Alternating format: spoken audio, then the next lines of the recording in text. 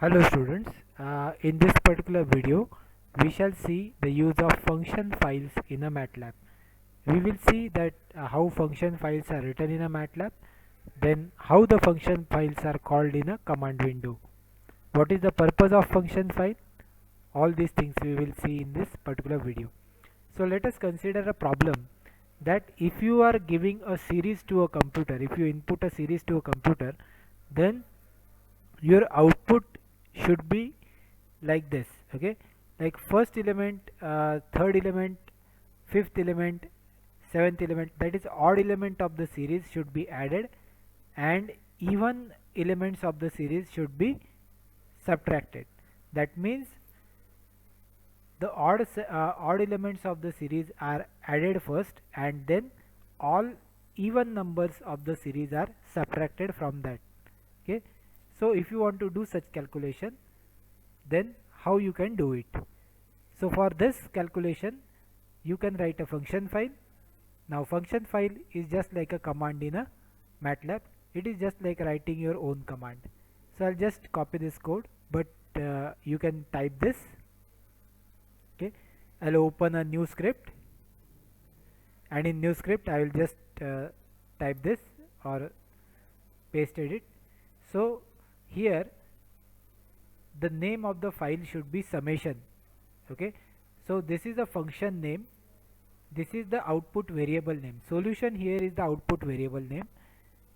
Summation is the function, summation is the name of the function, and x is the parameter which you need to provide as an input to execute the function.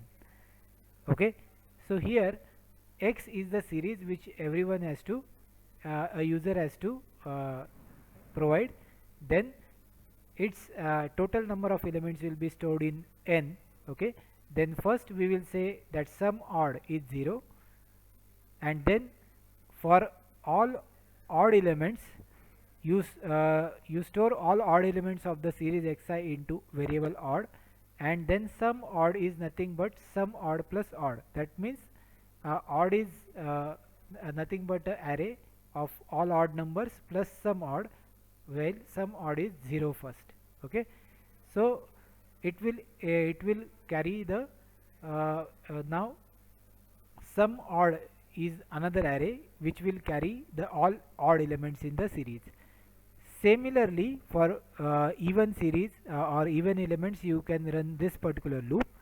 Now here you could see that I is running from 1 with the increment of 2 up to n, and here in this loop I is running from 2 with the increment of 2 up to n.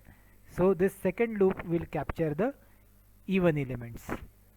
So here you could see that similar logic is applied for even elements, and at the last solution is solution is equal to sum odd minus sum even, and with this particular line we are going to display the solution.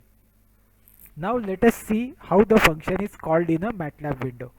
So let us go to a command window.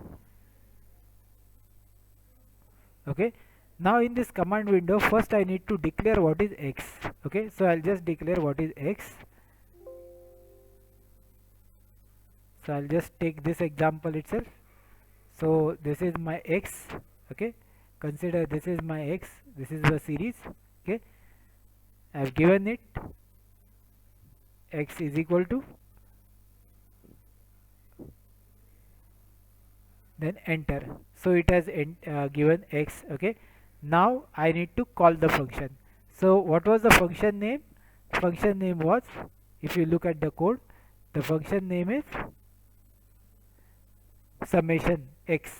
Okay, so I should write just summation. Now if I type summation and if I press bracket, it is asking me or a prompter. Okay, this means that it has understood that I need to call the function summation of x. If I enter and if I say if I put enter, it will give me a solution.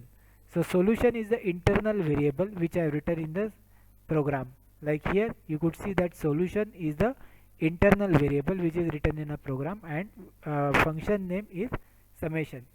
Now whenever this is up to for running this particular file, this file has to be saved with the name summation only. There is no other alternative to you. Okay, so I'll just save. Currently the same file is existing in this folder, so I'll just say replace yes. Okay, so it is going to replace that file.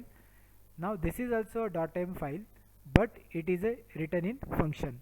Okay, it is not directly run as you have run the previous programs. Okay, so function is for to call and to perform some repetitive task. And one more thing about the function is that if you see the workspace window, the variables which are written inside the functions will not be seen in the workspace, as the function runs in itself, and it will not display the internal variables in the workspace. So this is the powerful feature of MATLAB, that if you want to do some repetitive activity, then you can write functions for that, and in a main script file you can call these functions whenever it is required. So this is the use of function file in a MATLAB.